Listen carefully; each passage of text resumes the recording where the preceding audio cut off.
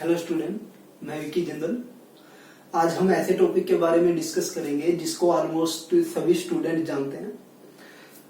80% के करीब स्टूडेंट या 80% से आप ज्यादा समझ सकते हैं ऐसे स्टूडेंट हैं जिन्होंने उसको फार्मूले से याद रखा हुआ है। 20% के करीब ऐसे हो सकते हैं जिन्होंने उसको समझा होगा वाकई में। और अब जब हम इस लेक्चर की बात करेंगे, लेक्चर के बाद की बात करेंगे, तो 20% स्टूडेंट उनमें ऐसे होंगे कम से कम जो अभी करंट में उस फार्मूले को भूल चुके होंगे। तो मेन ऑब्जेक्टिव जो है इस लेक्चर का मेन ऑब्जेक्टिव उन स्टूडेंट को एड्रेस करना है जो फार्मूलों को याद रखते हैं और कुछ टाइम के बाद फिर उनको बार बार रिवाइज करने की जरूरत पड़ती है, भूल जाते हैं। तो उन स्टूडेंट पे जब ये याद रखने का प्रेशर बढ़ता है कि उसको बार बार रिवाइज करना है, तो एक एडिशनल प्रेशर क्रिएट होता है और एग्जाम हॉल में वो आपको साफ तौर पे दिखाई देता है, जिसके लिए आपको बार बार एक ही चीज को रिवाइज करना पड़ता है।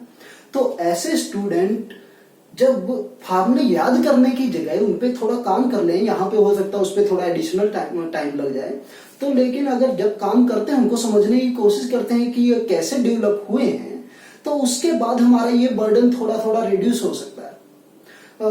बहुत सारे स्टूडेंट हमारे बात से सहमत ना हो, तो जो अगर आपके पास कोई बेस्ट आइडिया है इससे रिलेटेड, तो वीडियो के एंड में आप प्लीज कमेंट करके मेरे साथ आइडिया शेयर करें।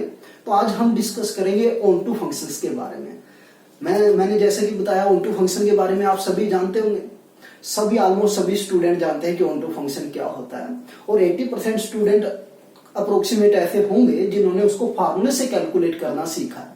20% स्टूडेंट जानते होंगे कि एक्चुअली में वो काम कैसे करता है। तो आप वीडियो को अधूरा छोड़ के अगर जाते हैं तो मेन जो ऑब्जेक्टिव है इस वीडियो का वो खत्म हो जाता है। इसका आप वीडियो के एंड में पाएंगे कि ऑन टू फंक्शन में और क्या एडिशनल क्वेश्चन पूछे जा सकते हैं जो आपने कभी गौर नहीं किया है। ऑन टू फंक्शन एक्चुअली उसका फार्मूला ये डेवलप कैसे हुआ और अदर फार्मूले क्या हो सकते हैं जो आपसे पूछे जा सकते हैं। तो अगर ये ऑलरेडी आप जानते हैं तो बेस्ट है, अगर नहीं जानते हैं तो आप केवल ऑन टू फंक्शन की नहीं बात है, जैसे भी जितने भी फार्मूले आपने, चाहे सीरीज के फार्मूले हैं, चाहे आपके पास लीनियर में कोई फार्मूला है, इनर प्रोडक्ट से रिलेटेड कोई चीज है, तो ऐसे जहां जहां पे जिस टॉपिक में आपने फार्मूले वो याद रखे हुए हैं उनको समझने की हम कोशिश करेंगे, ताकि एग्जाम हॉल में हमारा प्रेशर जो है याद रखने वाला, मेमोराइज करने वाला, बार बार रिवाइज करने वाला, वो थोड़ा रिड्यूस हो जाए। अगर आपके पास इससे अलग कोई सजेशंस हैं तो आप कमेंट करके शेयर कर सकते हैं। तो ऑन टू फंक्शन के बारे में हम केवल एक क्वेश्चन करेंगे। इस क्वेश्चन का मोटिव है हमको कि फार्मूला डेवलप कैसे हुआ है और हम उसमें और क्या क्या कर सकते हैं जहां पे हमको फार्मूले को याद करने की जरूरत ना पड़े। तो यहाँ पे मैं मान लेता हूं कि हमारे पास एक सेट है, एक सेट लिया हमने ए जिसकी कार्डिनलिटी हमारे पास 5 है, और दूसरा सेट लिया हमने बी जिसकी कार्डिनलिटी 3 है। तो हम यहाँ पे ऑन टू फंक्शन कैलकुलेट करना चाहते हैं। हमने बताया कि ऑन टू फंक्शन बहुत सारे स्टूडेंट जानते होंगे कैसे निकालना है, लेकिन ये how many onto function उसके बारे में नहीं है। ठीक है, इसका ऑब्जेक्टिव जो है कुछ और है, वो देखते हैं हम क्या है। कि ये हमारे पास कोई सेट है ए जिसकी कार्डिनलिटी 5 और ये सेट है बी आपके पास जिसकी कार्डिनलिटी 3 है। ये आपके पास कार्डिनलिटी 3 और यहाँ पे इस सेट की कार्डिनलिटी है आपके पास 5। तो अगर टोटल फंक्शंस की हम बात करते हैं, टोटल फंक्शन आप सभी जानते हैं, अगर यहाँ पे 5 एलिमेंट आपने ये लिए हैं तो टोटल फंक्शन आप कैलकुलेट करना जानते हैं कि अगर 1 को मैप करना है तो 1 को ए पे मैप किया जा सकता, बी पे मैप किया जा सकता, सी पे मैप किया जा सकता। 1 के लिए 3 चॉइसेस, सिमिलरली 2 के लिए 3 चॉइसेस, 3 के लिए 3 चॉइसेस, 4 के लिए, तो सभी एलिमेंट के लिए 3 चॉइसेस हैं। तो टोटल जो फंक्शन बनने वाले हैं, टोटल नंबर ऑफ फंक्शन, ये जो फार्मूला आप जानते हैं, मैं सबसे पहले उसी के बारे में बताएंगे। ठीक है, उसके बाद अलग फार्मूले की हम बात करेंगे। टोटल नंबर ऑफ फंक्शन जो हो गए हैं हमारे पास यहाँ पे, वो होने वाले हैं 3 की पावर 5। 3 की पावर 5, हर एलिमेंट के लिए 3 चॉइसेस है आपके पास। तो टोटल नंबर ऑफ फंक्शन होने वाले हैं 3 की पावर 5, यानी कि आप कह सकते हैं कार्डिनलिटी ऑफ कोडोमेन उसकी पावर कार्डिनलिटी ऑफ डोमेन, ये आप कह सकते हैं। तो अब देखिए, इन टोटल फंक्शन में हमको ऑन टू फंक्शन कैलकुलेट करने हैं, ऑन टू फंक्शन कैलकुलेट करना है।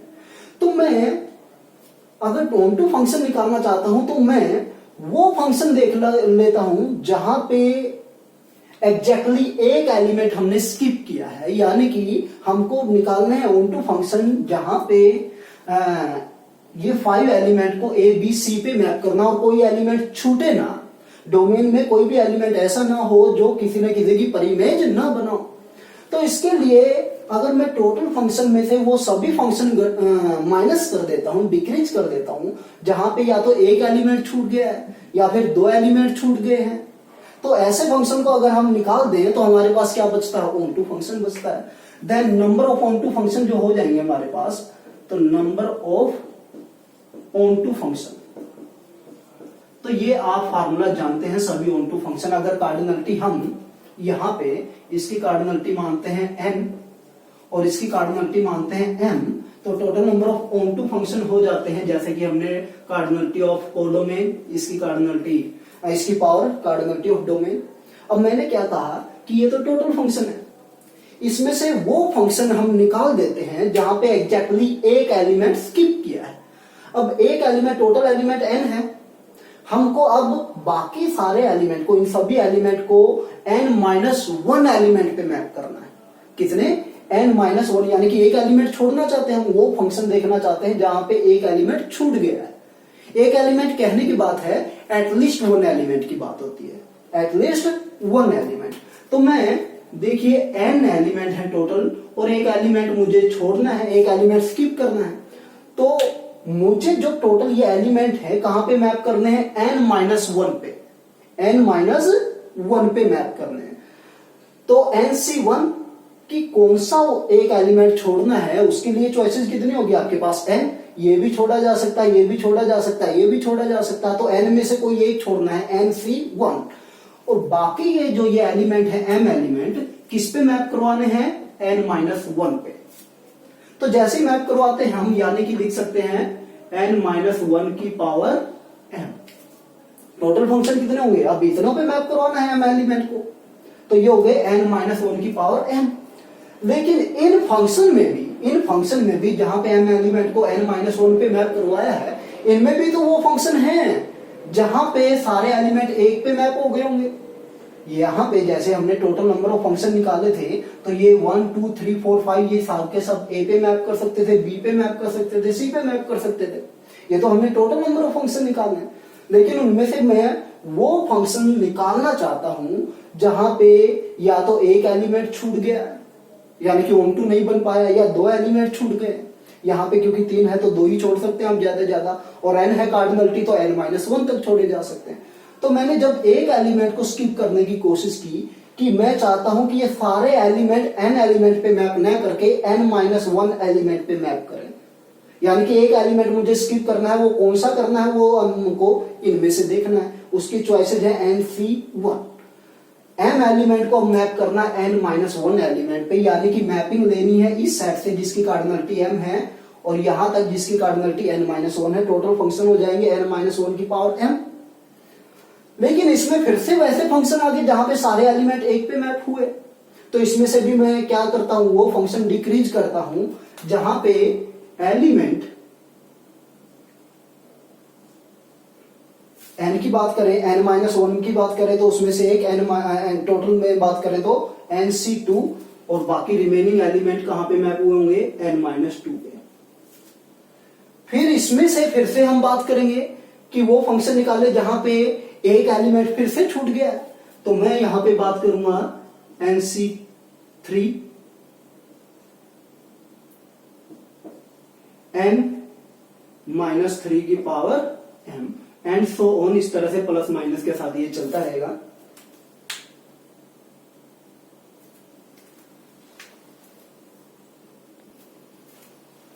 तो टोटल नंबर ऑफ फंक्शन हो जाएंगे हमारे पास यहाँ पे 3 की power 5 minus onto function निकालेंगे 3c1 2 की पावर 5 माइनस में 3c2 1 की पावर 5 और आगे ये हो जाएगा हमारे पास 0।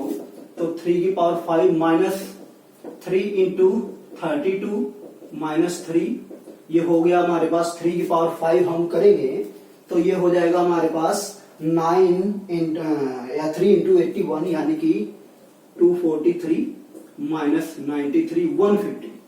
ये हो गए हमारे पास total number of onto function. तो जब भी हमारे पास total number of onto function निकालने जाते हैं तो आपने जस्ट ये फार्मूला याद किया होता है, ये कैसे बना वो आपने देख लिया। तो हम आगे बात करते हैं। एक्चुअली इसकी बात न करके मैं इसमें अब जानना चाहता हूं कि कितने ऐसे ऑन टू फंक्शन हैं जहां पे 3 एलिमेंट एक पे मैप करेंगे, कितने ऐसे ऑन टू फंक्शन हैं जहां पे 2 एलिमेंट एक पे मैप करेंगे। तो जब इससे हम ये कैलकुलेशन करना स्टार्ट करेंगे तो हम वो कैलकुलेट नहीं कर सकते। यहां से हम ये बता सकते हैं कि total number of onto function कैसे निकाले जाते हैं या कितने निकाले जाएंगे। Total number of onto function 150 हो जाएंगे। लेकिन अगर मैं यहां पे एक क्वेश्चन क्रिएट करता हूं, find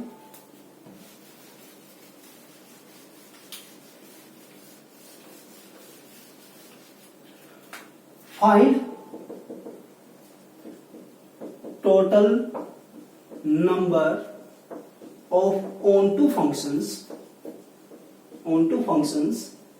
from A to B such that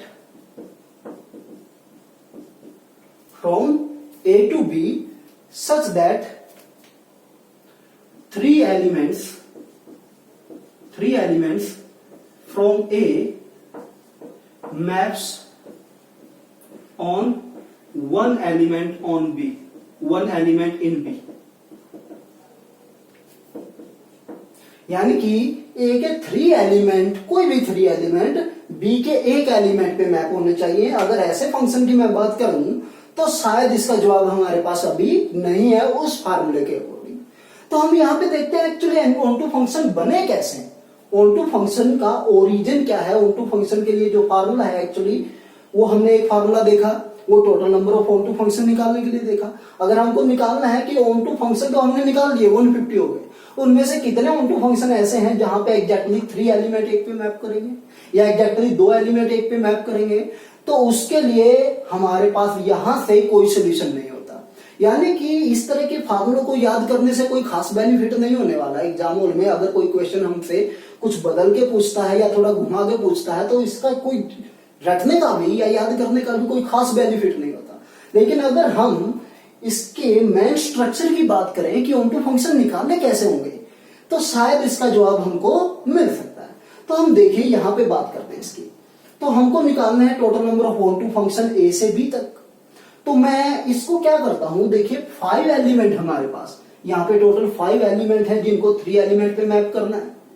तो आप सोचिए कि 5 एलिमेंट को 3 एलिमेंट पे मैप कैसे किया जाएगा। पहले हम मान लेते हैं कि एक एलिमेंट को 1 को A पे मैप कर दिया, 2 को B पे मैप कर दिया, 3 को C पे मैप कर दिया। ठीक है, तीनों मैप हो गए आपके पास A B C। रह गए 2 एलिमेंट 4 और 5। अब 4 और 5 को आपको A B C में कहीं तो मैप करना है। आप चाहे तो 4 को A पे मैप कर दीजिए, 5 को भी A पे मैप कर दीजिए। तो हो गया क्या, अब यहां पे आपने 1 को A पे मैप किया, 2 को B पे, 3 को C पे, लेकिन 4 को भी A पे और 5 को भी A पे।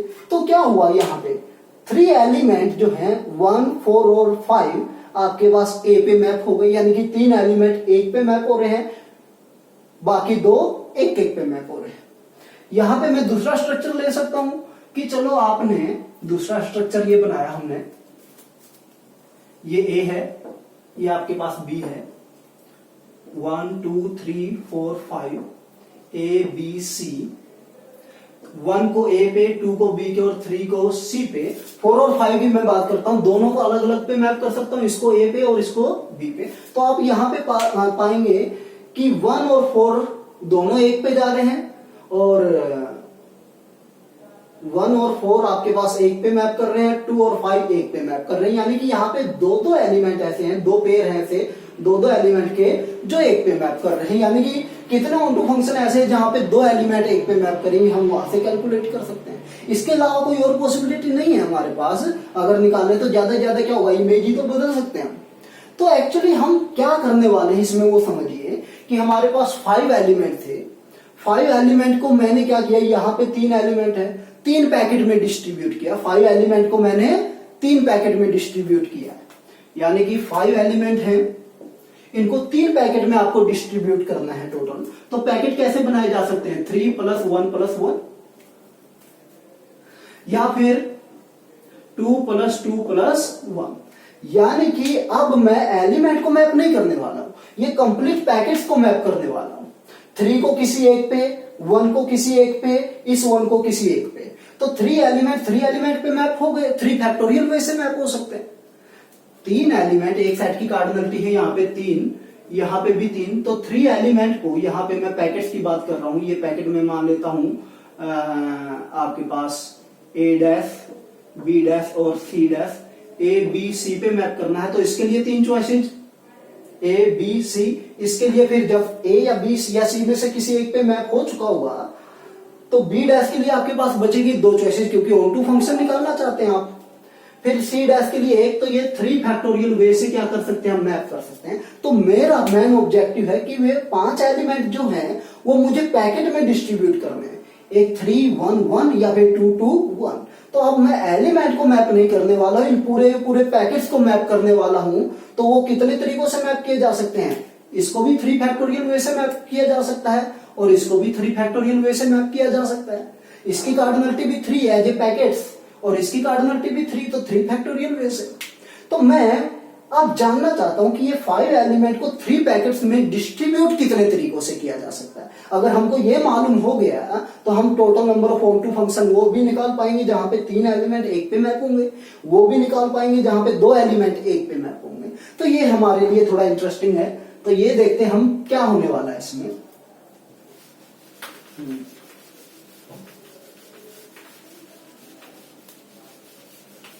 तो इसमें देखिए एक्चुअली क्या 5 एलिमेंट है हमारे पास, इसको हमको 2 तरह के पैकेट्स में बांटना है, इस तरह के पैकेट्स में। इसमें परमुटेशंस का यूज करेंगे हम कि 5 एलिमेंट है, 5 एलिमेंट को जैसे आपके पास A B C D E, तो 5 को अरेंज करने का तरीका है आपके पास 5 फैक्टोरियल।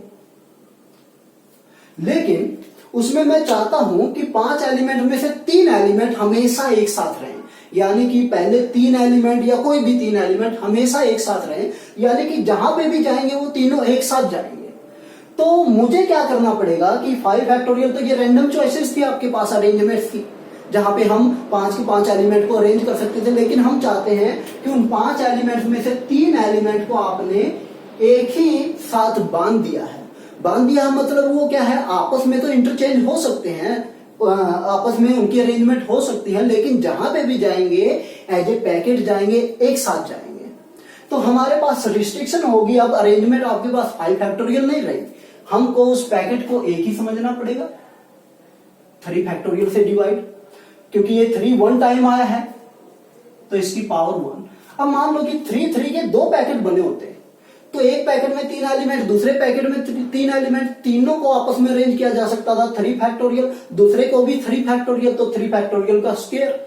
लेकिन इन दोनों पैकेट को भी तो आपस में अरेंज किया जा सकता था 2 फैक्टोरियल वे से। तो जो पावर आएगी उसका भी क्या होगा, हमारे पास फैक्टोरियल होने वाला है। यानी कि अगर 3 फैक्टोरियल 2 टाइम होता तो 3 फैक्टोरियल इंटू 3 फैक्टोरियल या 3 फैक्टोरियल का स्क्वायर, साथ में उस पावर का भी क्या करना पड़ता, हमको फैक्टोरियल करना पड़ता। तो यहाँ पे फिलहाल 1 फैक्टोरियल कोई फर्क नहीं पड़ने वाला। 1 जो है आपके पास 2 टाइम आया है, ये आप इसके कोरस्पॉन्डिंग समझिए कि मैंने B डैश और C डैश लिया है एक तरह से, जहां पे एक एक एलिमेंट है आपके पास इन दोनों में। तो इन दोनों को आपस में अरेंज किया जा सकता है कितने तरीकों से, 2 फैक्टोरियल वे से, B डैश उसके बाद C डैश या फिर C डैश उसके बाद B डैश। तो मैं 1 फैक्टोरियल लिख लीजिए आप, भले इसका स्क्वायर इंटू में इनको अरेंज करने के तरीके कितने हैं आपके पास, 2 factorial, 1 factorial square into 2 factorial, इसके अलावा कोई और नहीं है। तो ये हो गया हमारे पास number of ways to distribute 5 elements in which 1 packet has 3 element and other 2 packet has 1 element. यानी कि इन 3 पैकेट में डिस्ट्रीब्यूट करने के जो वेज है हमारे पास वो कितने हो गए हमारे पास, 120 अपॉन 3 फैक्टोरियल हो गया हमारे पास 6, 1 फैक्टोरियल की पावर 2, तो ये हुआ हमारे पास 3 फैक्टोरियल और ये 2 फैक्टोरियल, 2 फैक्टोरियल 2 है आपके पास, तो ये हुआ हमारे पास 10, ये हो गया हमारे पास 10। बात करते हैं इतनी जब इस पैकेट में 2 2 और 1 में डिस्ट्रीब्यूट करेंगे 5 एलिमेंट्स को, तो टोटल पैकेट कितने बनने वाले हैं? यानी कि यहां पे मैं इसके कोरस्पोंडिंग देखना चाहता हूं। इसके कोरस्पोंडिंग क्या बनेगा? मुझे 3 पैकेट ऐसे बनाने, एक पैकेट में 2 एलिमेंट, इसमें भी 2 एलिमेंट और एक में 1 एलिमेंट। अब ये 2 एलिमेंट को आपस में कितने तरीकों से अरेंज किया जा सकता है? 2 फैक्टोरियल वे से। इनको भी कितने तरीकों से अरेंज किया जा सकता है? 2 फैक्टोरियल वे से। तो मैं इसको पावर में ही लिख देता हूं। साथ में इन दोनों पैकेट को आपस में अरेंज करने की हम बात करें तो वो हुआ हमारे पास 2 फैक्टोरियल में, क्योंकि यहां पे पैकेट्स की बात हो रही है, यहां पे पैकेट्स की बात हो रही है, तो पैकेट्स की हमको बात करनी है। तो ये 1 फैक्टोरियल, इसकी पावर 1 करिए, 1 फैक्टोरियल कोई फर्क नहीं पड़ता उससे। तो ये हुआ हमारे पास 120 अपॉन ये 4 इंटू 2 8, तो 8 से डिवाइड करेंगे तो ये हो गया हमारे पास 15। यानी कि 15 वे ऐसे हैं हमारे पास इसमें जहां पे आप 5 एलिमेंट को 2 2 और 1 पैकेट में आप डिस्ट्रीब्यूट कर सकते हैं। तो ऑन-टू फंक्शन कितने हो जाएंगे? Number of on-to function, number of on-to functions,